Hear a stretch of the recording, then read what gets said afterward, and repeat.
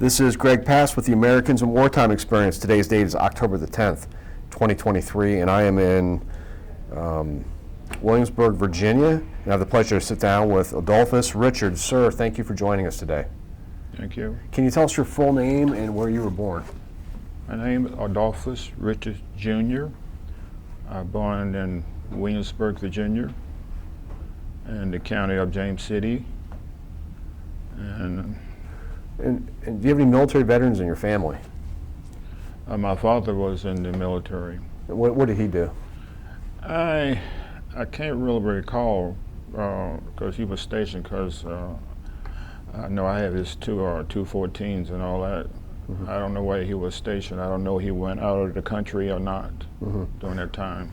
What conflict did you end up being involved with in your military career? What conflict? Yeah, what war, what conflict? Vietnam. Okay. And what branch of service did you serve in? The Army. Army. Okay. So let's talk a little bit about the Army. How did you become enlisted in the U.S. Army? Were you drafted, or were you volunteer, or? You know, after I graduated from high school, I had to go to register and all that back in the day, and it was drafting, and I was drafted in the military, and they sent me to basic training and all the training, AIT. How did you find out you were drafted?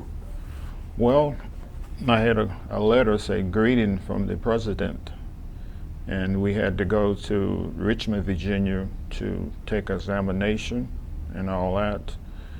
And I don't know how long that took to receive a letter back, and they say I was drafted in the military, and had a certain date to go to Richmond to catch the train to Fort Benning, Georgia, for basic training. How old were you when you were drafted? I was, 19 years old. So you were out of high school at this time? Just got out of high school. And so when you get this letter, 19's not very old. What's going through your head when you open a letter and you find out that you might end up having to serve overseas? Well, it didn't say serve overseas, but I thought, if I get drafted in the military, it would keep me in country, because I was the only child in the family. I didn't have no brothers or sisters. Mm-hmm. And when I went to basic training, and they sent me to Fort Knox for AIT, for armor training. Then after that, I thought I may go to Germany or Korea or something, because they say one time that if you're the only child and don't have a brother or sister, you wouldn't go into a combat zone. But that didn't work for me. Yeah. What year was this? This was 69. 1969. Mm-hmm. So for somebody who's watching this video that's not that familiar with the Vietnam War, give us just a general sense of what was going on in 1969 in Vietnam. We were obviously engaged at that point, and what was the general scene going on over there in Vietnam, 1969? Well, I can't recall. I know when I got there, they told me tech just had ended, and I can't explain what was going on over there during that time, but I was with an armor unit. I was with the Big Red One. And so let's back up just a little bit before we get to actually get to Vietnam. So you said you went to AIT. AIT. And what were you trained to do specifically? Tanks, armor. What kind of tank? A1, A3. I got pictures of those. The old tanks. There was the World War II tanks. There was like 52 tons combat loaded. And tell us a little bit about the capabilities of those tanks and how many crew would be on those tanks.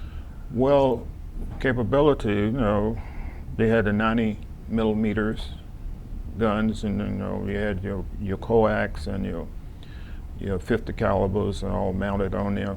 But in Vietnam, most of the tanks are a three-man crew. But in Vietnam, it's a four-man crew. because you have your driver, your gunner, your TC, and your back deck gunner. And are these tanks, when you guys are in theater, are you supported by light infantry, or are you guys kind of out there on your own? Well, it's like this. We support the infantry. We support the roam plows, like they go in and clear off the jungle. And we outpost for like transportation, like the deuce and a half and 40 tons, whatever, they travel up down the dirt roads. And we supported the minesweepers, and we go on mission, search and destroy. We had all kind of different missions we go on. It wasn't one particular mission. Gotcha. Yeah, and we didn't stay in one area too long. We might stay here a month, go to another village, stay about a month, whatever it takes. Gotcha. And I don't recall if you actually said it yet or not. What unit? You said Big Red 1, but what specific unit were you serving in when you were deployed? Well, the 2nd and 34th Armored Division, but the Big Red 1, they pulled out. I don't know, but maybe 1 or 2 months after I got there. Then they attached us to the 25th Division. Gotcha. Then we stay with the 25th Division, Infantry Division. Okay, so this unit itself is not actually embedded with the Big Red 1. This is an independent unit, and then when they leave, then you just got assigned to the 25th instead. Yes. Okay, gotcha. Okay, so let's talk a little bit about your job on a tank. What was it you were trained to do? You said there was a whole bunch of different jobs in a tank. What were you doing? Okay, when you first get in country, I was a driver. I drove the tanks for 6 months. Okay. Then after that, I became the back deck gunner. You was on the back deck to protect when you're going through jungle and the soldiers, because your back is turned and you facing, the back side of the tank. Then after that, we before I got out, well, I'm going too far now, but you come to gunner, and I became the tank commander, TC, at one time. But I drove for 6 months. Okay. And through the jungle, and whatever we had to go, I drove. Okay. All right, let's talk about how did you get over to Vietnam? Did you get there? Or How? Yeah, how? Airplane, ship, or? Okay. No, we flew over there because we stopped in Guam. We left from California, Oakland, California. We stopped in Guam, and then we went to Okinawa. Then our next destination were Vietnam. And was your equipment already there, or did you guys have to wait for it? Pardon me? Your tanks and all that, was it already there, or did you guys have to wait No, for but it? they transport me to my unit. No, I don't know how far that was away from Benoit, where we landed in. I think Benoit or Xi'an was the port that you have to land in. Then they send you out from there to different places where you had to go. And I stayed, well, I don't want to go too far. I went over there twice. You can call it 2 tours, but I'll tell you the story, Gotcha. how that worked. What when you look back at your memories on your first day in Vietnam, what do you recall when you got off the plane? What was your initial impression? Whether it was the weather or visually, what were you seeing, and what was your impression? Well, I was young then, and it was kind of scary, being in a foreign country like this, and strange, different people, you don't know their language. And after, you started meeting with different people in your unit, in your company, and you get a little more comfortable with them. And everybody was like brothers, because we know we had to take care of each other. And this, I just fell in, we all like family. And when one get in trouble, we all get in trouble. So you get to Vietnam. What month was that? Do you recall? I went to Vietnam in, let's see, I think it's September. Oh, 69? 69. Okay. Okay, so you get to the airport, you get to Vietnam. Where are they sending you to? What region in Vietnam? I'm trying to think. I had my jacket was Lac or Zion or Dao Tiang. I can't recall what village. They shipped me on the 130, no, C-130s. Mm-hmm. That was our transportation to go to our company. And we went there, then they assign you to a tank. Like a tank, a platoon is 5 tanks in a platoon. Then you got your PC carrier, which might be the first lieutenant. And that's how we operated, with 5 tanks and a personnel carrier. And we stayed, like I said, we stayed in one city or village for maybe a month or 2. Then we have to, once in a while when we go out in the jungle where we had to go, we had to come back in every once in a while to service our tanks, like road connectors, track connectors, and the road wheels had to replace. Then we'll go back. We might not go back to that position, to that place. We'll go somewhere else and support infantries, the roam plows, and different jobs like that. Okay. And night renewals, we had to go on night renewals. That was the scary part. What's that? Night? At night, we would go out. We would go out like, search and destroy at night. We would go down through the rubber plantations, and you drive it down through there. You got this big old light on top of the tanks, but you couldn't use that light on. And we just traveled, go down through the rubber plantations. And one night we went out there, and I don't know what happened. On my tank, the main gun went off. And like I'm seeing you now, I was blind for a certain amount of time from the flash, from the blast from the gun. And I thought we got hit by mortars from Charlie, the RPGs or something like that. But the gunner accidentally triggered the main gun, and it went off. And it was like pure darkness for a while. When the tank commander said, "Move out," I couldn't see anything. I told him I can't see. So after it cleared up, then we went on. And I don't know how far did we go, or did we, sometimes we rendezvous, like you see how wagon train do, make a circle. When we out there, we do that sometimes, and sleep on our carts and eat our little sea rations and stuff like that. So the incident where it was a round that went off, is that what I'm hearing? Yeah, the round. Okay. Those things got fixed rounds. Okay. The 90 millimeters. You got the fixed round. Like the 105s or the 155s, you got to put the charge in it and all that. Our rounds like a casing, like a regular bullet, big old long shell. Okay. Was anybody hurt in that incident? No. Okay. I don't know what happened there. It was lucky, because when we goes, we always turn our barrel opposite from the other tank, not in front of the tanks. Yeah. Opposite from the tanks. Gotcha. So, can you share with us your first recollection of an incident where you actually made contact with the enemy? Well, yeah. Well, we're gonna get to that part. Okay. Too. And we used to go, like, we don't make direct contact. Like if the enemy is in the distance, we would shoot our main guns and 50 calibers, and like if the infantry, they will be in front. And we never had contact with another tank, like the NVAs or the North Vietnamese Army.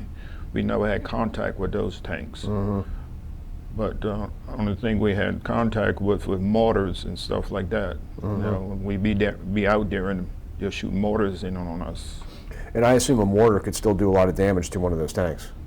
Yes, it can. Yeah. I'm gonna go to that story too for you. Gotcha. So when you're over there at first you're with the big red one, and you said how long was that? 2 months? I think around 2 or 3 months they pulled out, went back to Hawaii. That was their headquarters in Hawaii, I think. Okay.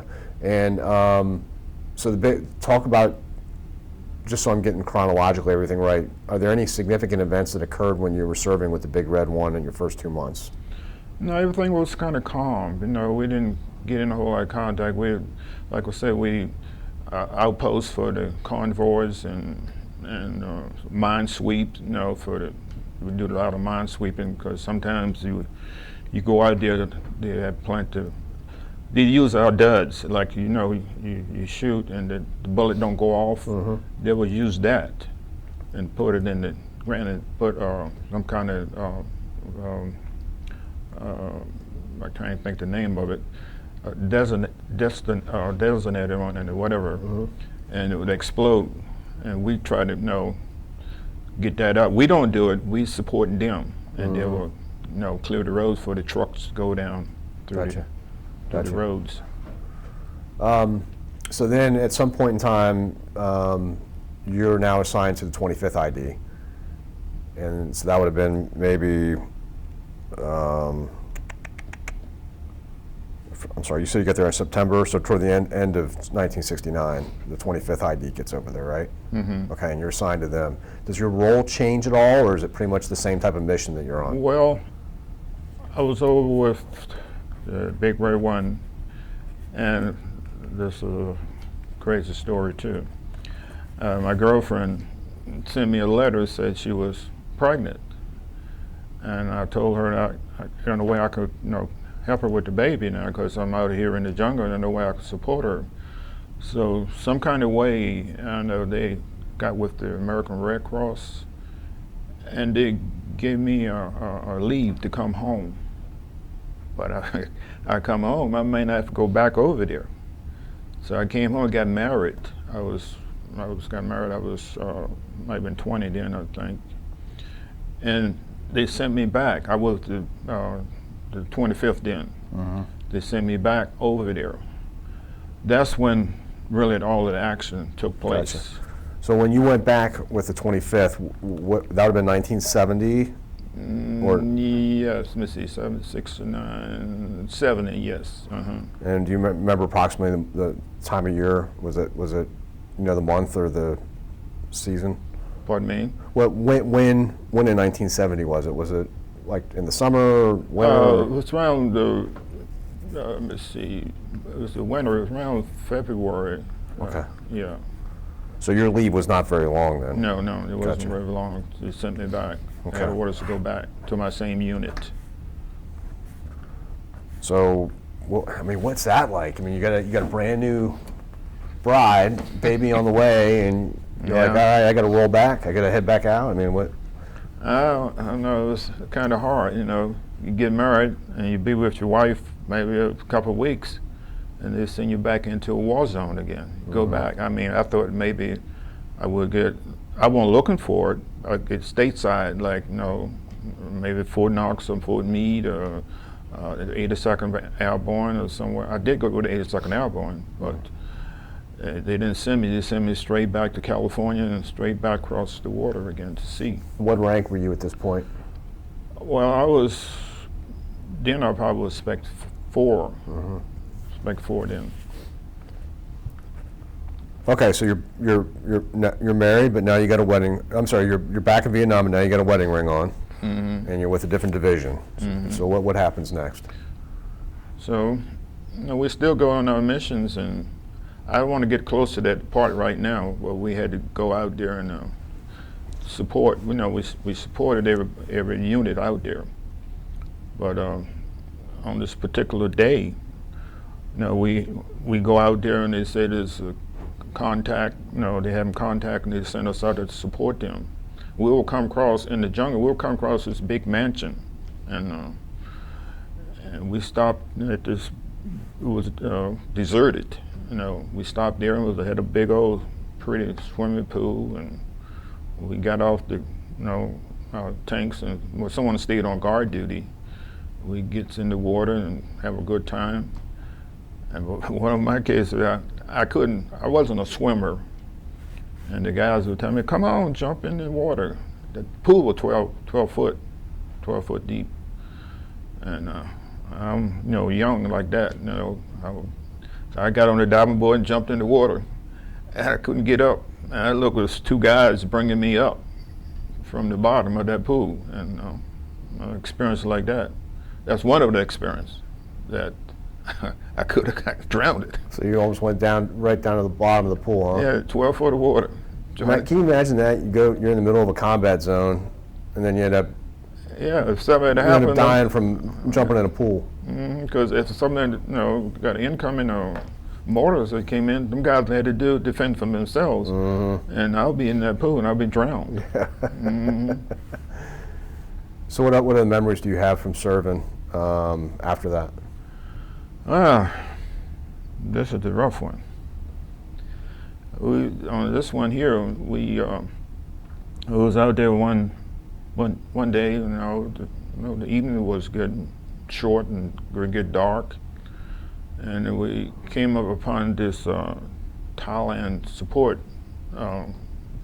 base out there, out in the jungle somewhere. So we took our tanks and made a circle and we got up and pull our carts out and weighed our sea ration and go. Only thing we had to cover up with the Poncho Liner. I don't know what the Poncho Liner is. Because Yes. I will bring my jacket down here because I made a jacket for my wife from the Poncho Liner, and I had her name on it, and on the back say I spent all my time on hell or something. I'm going to heaven, something like that on the back of my jacket. So the poncho liner's a lot of guys love their poncho liners, Well, it's right? warm, but you still have to have your poncho because that's to protect you from the water. That was the only cover we had. I don't know, them canvas carts? They own that. Then we did that for the night, and next morning we got up. I'll never forget the day, April 1st. Sun was shining bright, and we got up and got a little sea ration and get ready to move out. And all of a sudden, we heard this boom. It was just like he was walking them on in. Then we heard another boom. It was coming closer and closer. Then the third or fourth boom, I could see the dust. It was getting closer. So our tank commander, me and this other guy, we call him TC, his name was Alonzo Lewis. We was the back deck gunner, and he told us to get between the two tanks to shield ourselves from the shrapnel. So we got down there.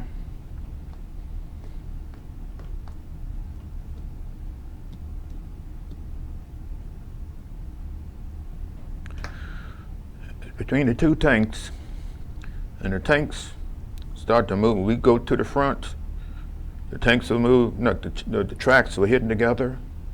We go to the back, the tracks were hitting together. Then all of a sudden, with a big, large boom, like it was all darkness. Everything was dark. You couldn't see your hands in front of your eyes. And what happened, one of the mortars where Charlie was shooting in, it hit the Thailand's ammo dump and blew everything up. The only thing was saved us probably because we was between them two tanks. And so we had to wait, and finally it started clearing up. And I had got hurt then. I got my eardrum burst, and they had to call the medevac on me, get me out there. And before I left, I looked to my left, and I could see like somebody was throwing trash up on a pile of trash bags on a big old pile. I guess the pile was higher than the ceiling. Then I looked again. I could see like somebody had a boot in his whole leg. It was piling it up. And what happened, when they hit that ammo, I don't know how many people got killed. They were piling bodies of body parts up in this big old mound. Then they called the medevac in, and 2 of our men got killed too. Two of the guys in your platoon? One of them got his whole head decapitated, and the other one, I don't know, he got killed because when the chopper came in to take me out, I flew back with one of them because he was in the body bag. And I think that's the one that had his whole head blown off. And that was the worst time I had over there, because it was a pretty April Fool Day, April 1st, and we was ready. I don't know where we was going on another mission.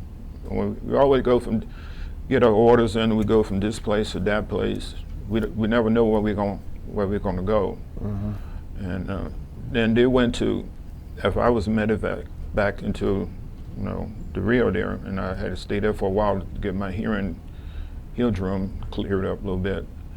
They went to Cambodia, to the border of Cambodia, my unit, my tanks, and they went over there, and they set up. They was telling me they set up one night to there was an outpost that come in for that evening. Then they set up their claymore mines and all that. And what happened? Charlie must have went out there. He was already out there. He turned them claymore mines. You know the claymore mines? Yep. He turned them around on us. And we lost, I don't know how many people then. But look, the tank I was on, I think one or two the guy, one got killed, one got medevac back to the States. He was so messed up. That was the same tank I was on. And one got killed. I think we lost maybe 2 or 3 that time when we went to Cambodia. We didn't go straight into the Cambodia, but the borderline, because they had a mountain called the Razorback, and you could see the mountains and all that stuff there. Then out there sometimes we'll come across little leaflets, pamphlets, a little thing hanging on the tree. They say, "Go home, GI, this is not your wall." I think I had bought one of those things home one time with me when I came back. And well, that was the worst time when we got hit with the mortars, and when they went to the borderline of Cambodia and all them places. So when you were taking that incoming fire, do you remember what was going through your mind at that point? I mean, it sounds like you could tell that they were walking. Yeah, they walked them in. So somebody was calling for fire pretty clearly. It was getting closer to you. Do you remember what was going through your mind as you're trying to figure out how you're going to survive this incident? No, it didn't really dawn on me. Only thing, when we got between them 2 tanks, and I thought it'd be like was a shield for us, but I had no idea that those mortars gonna come in and hit that ammo dump and blow everything up. I thought they may just hit certain areas there and something there, and then we couldn't call in artillery right then and there because we were under attack ourselves. Then after that cleared off, they called in airstrikes and artilleries and all that stuff. But I can't recall what was going through my mind at that time. But the closest thing came to my mind when I was on the ground, when we were trying to, I don't know if we would have came up front of the tanks, we got hurt or died or went to the back, but every time we go to the front, the tanks would come together and the sparks were flying. We'd go to the back, because the tank driver didn't know, because he couldn't see either. I guess all of a sudden the tank commander told him to stop, because we got men between the tanks. Yeah. And then they stopped in. Then that's when everything took place to clear up. So you got to worry about the enemy getting you with artillery and getting run over by one of your own armored vehicles. Yeah, by our own tanks. Yeah. So so what were the extent of your wounds? What are my wounds? Yes. My eardrums. My eardrum got burst. How long were you? Did they? I think I stayed back in the rear for maybe about a month. then we still went out on missions like outposts and minesweepers, and we support the minesweeper roam plows and the infantries and stuff like that. We still supported them.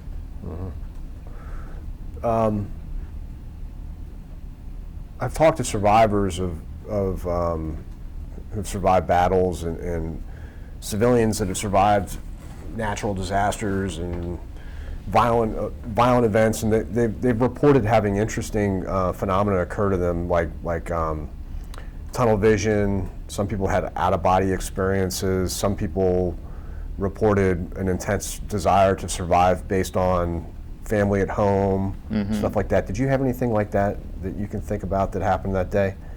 Anything weird that happened to you? No, I can't recall anything like that. What about training? Do you think your training took in, like when this was happening to you, do you think that you were pretty well trained and ready for something like that to happen? Sort of, Prepared. yes. I mean, it wasn't like infantry training, but it was training that I could, survive with. I know some things I have to do to survive, and the training that I got, it was good training. So they medevac you out, and then you're out for a period of time. Then what happens at that point? You go back to... I went back to my unit. Okay. But we didn't go on missions like that again. Like because my time was getting short then. I was what you call short timers, and I was getting short. And most of the time we go out, we support like the minesweepers or outposts, something like that. We didn't go out on the big missions and like that, because a lot of times when you get short time, they try not to send you back. Like you got 30 days or less, they try to keep you closer. Not going to send you back on them long distance places. Because when you go out there, we might be out there a month or two. We had to come back in because we had to pull maintenance on our tanks. Gotcha. And stuff like that. So at some point in time, you said you were with the 82nd. Was that in Vietnam, or was that back? 82nd? I'm sorry, yeah, 82nd, yes. Oh, 82nd Airborne, that was when I came. Came back to the United States? Okay. All right, so let's not get to that yet, because there are a couple more things we want to talk about Vietnam. So let's talk about some like living conditions. And I know you were all over the place. When you were in the rear, you're not out front. Were you guys staying in tents? Were you staying in barracks? Where were you staying at? Well, it was one barracks. It's like they had like a tent, and they'll have sandbags, all around the tent and like that. And we had to go out to maybe from here to the parking lot to take a shower. We had this big old, like them trucks got them like a big old tank, like a water, like a gas tank. That was our shower. We'd go out there, and you got to be careful going out there, because one night we went out there, we didn't know that, and we was walking down beside these sandbags, and one of the guys saw something move in there, and it was a big snake. We didn't know what kind of snake it was, but they killed it that night, and the next day there was like a 14-foot cobra snake up in that sandbag. And you can see, the features of the cobra, and all that stuff there. And another time, I was out there. That was in the jungle, and I had to close my hatch, because you're going through the bamboo and all that stuff falling down on you. So I raised my hatch, and I got up there, tried to clear it off, and something hit me like a nail in my hand. Something like you drove a nail in my hand. One of them scorpions, with the hook on the tail, with the horn or whatever. He tore me up, and then we keep a medic on our platoon there. So I don't know, he gave me a shot or gave me some kind of medication, and but it seemed like it went away. But that was a terrible feeling. You mentioned that you were receiving letters How long would it take for you to get a letter? Was the mail pretty reliable?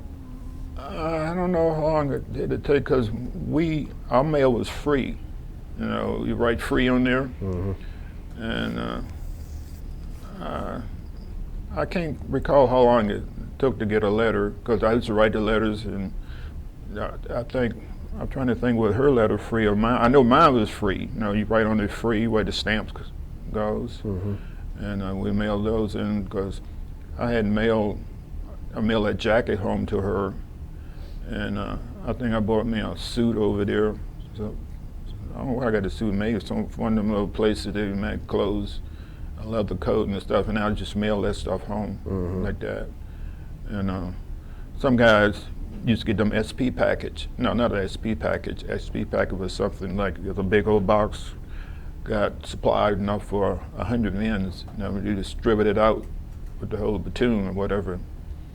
But they'll get packages from their families, you know, like, you know, canned food or cookies and all that kind of stuff. I don't know how long it takes to get that out there. I didn't ever get one. Did you get a lot of mail? I got some mail, you know. Did you find it to be uplifting and encouraging? Where you guys look forward to mail call? Somewhat. You know, I still got some letters at home now in the box. Yeah, that's cool. Yeah. You mentioned sea rations. Can you explain what sea rations were and what they taste like? Did you guys dread them, or did you like them, or what? You know, we had to eat. Sea rations were pretty good. Like, you had beans and wieners in the can. Then you had pears in the can, peaches in the cans, beef stew, and what else? We had other things in the can, but only way we could heat it up, you might think it was dangerous. C4, you heard of C4? We would take C4, get the end connectors from the tank. You know, we had some of those, and make a little portable stove, and take that C4 and put down in there. We could light it, but you better not hit it. And we would light that and heat our food up that way. And then we get a little, like a pound cake, date. I didn't like that date cake, but the pound cake was the best dessert we had in it, and the peaches and pears and stuff like that. But it was feeling, once in a while, we'd be out there and they would send in a chopper, you know, and they'll bring in hot food for us once in a while. We didn't get that often, all depends. And there's coolers, you know, the military coolers, they'll bring that out, and we'll eat that sometimes. But most of the time we'll sea ration with the P-38 and all that stuff there. Do you still carry one? I got 2 of them at home. We talked about where your living conditions, talked about the mail, talked about the food. What other memories do you have about your service over in Vietnam that you haven't already shared? When you think about Vietnam, is there a certain memory that comes to your mind?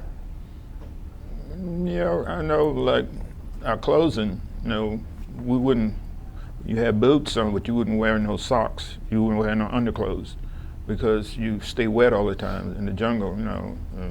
You get that jungle rot or something. And I'm trying to think of something else. And when we come back on stand down, we have to bring we had our dirty clothes, and we had the hooch maids and stuff. They will wash your clothes and when you come back in. Because I had one of the pair of pants, one of the guys that got killed, and I ended up with his pants. You know, she had put it with my clothes, and the guy name was Knipple, and I'll never forget that name. And he had this, you put your name on your pants so you know who your clothes are. Yeah, and when we come back in, they had these little places like wasn't a bar, but it was a place you could go down and have a beer or pizza or something like that.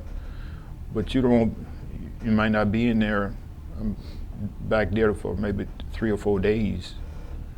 Then you going back out again. And one time we had they sent us down to Infantry, R&R. You know, you could have your wife shipped over to Hong Kong or whatever, and you could meet her like a R&R. But we went out to Von Tau. It was a beach down there off the South Pacific Sea, I think. We just go down there and stayed in there for 3-4 days. And then we'll, just something to relax your mind. Mm-hmm. And come back, go back to our units and start all over again. So how long total were you in theater? Pardon me? How long total were you in Vietnam? How long of a time? Well, say a year. About a year? But less than a year, because I came home on leave and maybe 11 months and some days. So when you were starting to get toward the end of your tour, do you have like a calendar? You're ticking off the days? Oh, yeah. Do you get more nervous as the days getting closer that something's going to go? No, because when you get closer like that, they won't. If you got maybe less than 30 days, they'll keep you back in the rear. You call it. They had these jobs like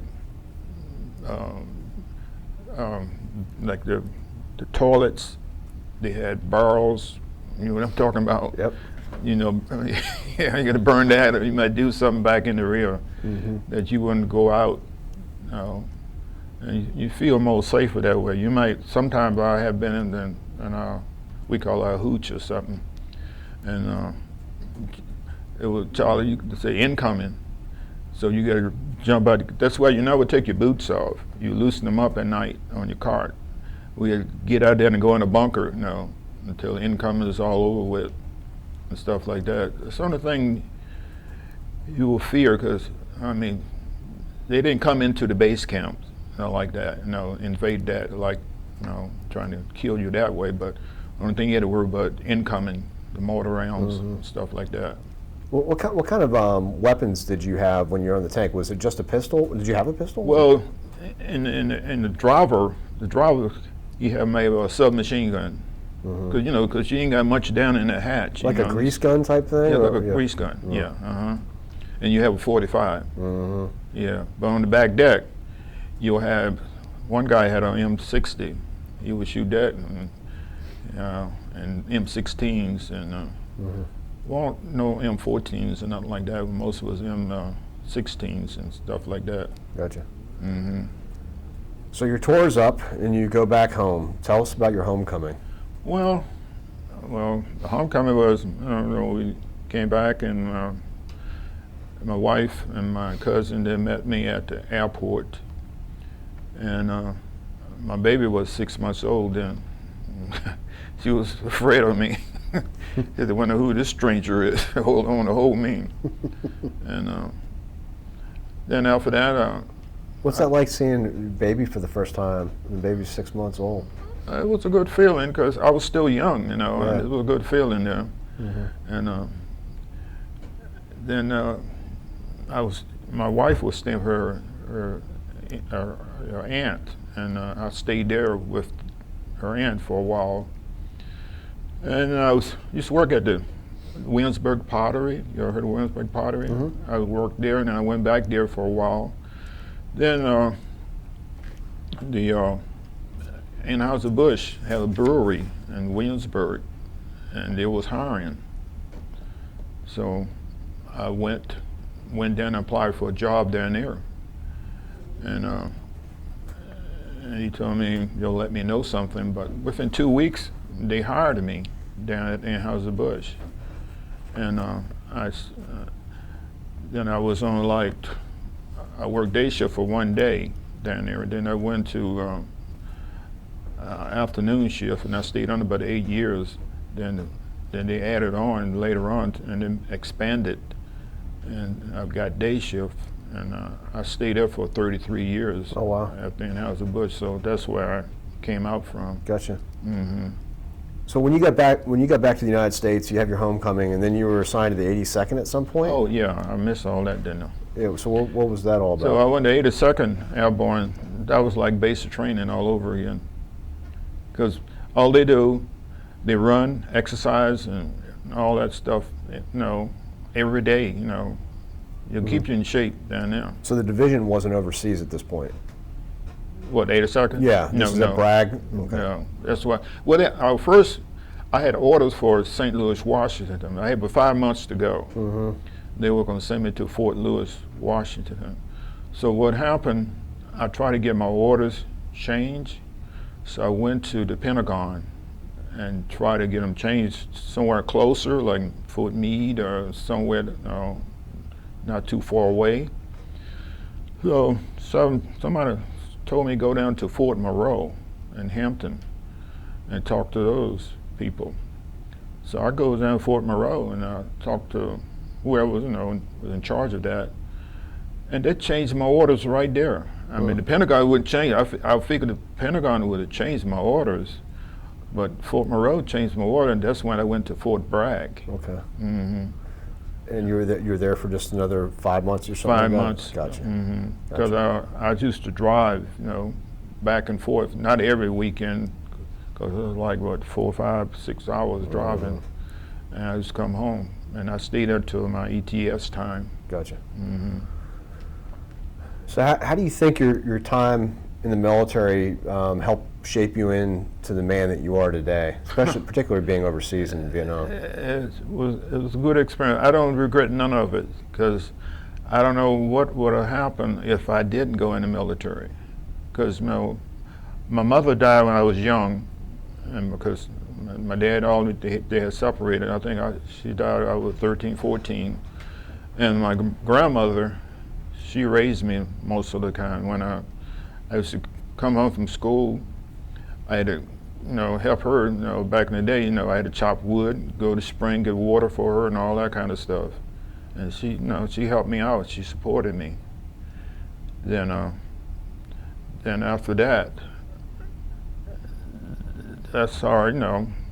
I graduated. I had no idea. I would finish school, and I finished school and all that. But that was the best thing that would happen to me, to go into the military. I can look back and see the time, what I went through as a child, and now I can see now what it brought me to the future. Much better.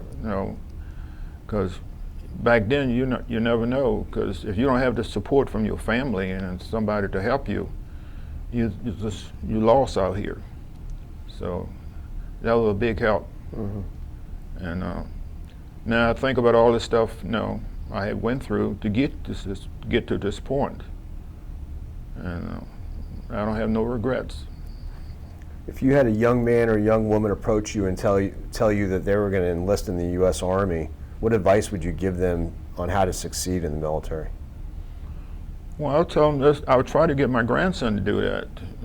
That's a good start out.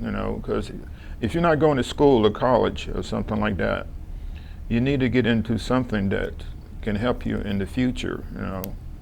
Then if you want to go to college later on, you still can go through the GI Bill and get a loan. But I don't know, that's a good thing for a young person to do if they don't have no plans in their lives to join the military, because you're going to get what you need. You get housing, you get food, insurance, you got everything there for you. And you can make a career, in that military. So it's good for young people to do that if they don't have no plans in life and not be out in the streets. I've talked to a number of Vietnam veterans, and every one of them has a different experience. Did you have any negative experiences after you got back home from deployment to Vietnam? There was a lot of social issues going on in the United States. Did you have anybody that was treating you poorly because you were a Vietnam veteran? No. I was treated, fair and good. I mean, at my job, because my job, they had Vietnam vets that was over there, in different places, Some guys had to retire, the military was working there, and I didn't have no feedback from nobody like, negative parts about the Vietnam War. Good. All right, last question. We're videotaping this interview right now, and you're going to receive a copy in a few weeks and instructions on how to submit it to the Library of Congress. So theoretically, one of your great-great-great-grandkids might stumble upon the video 100 years from now that you've never met before. What would you want them to know about your service to your country? What I want them to know about it? Yep.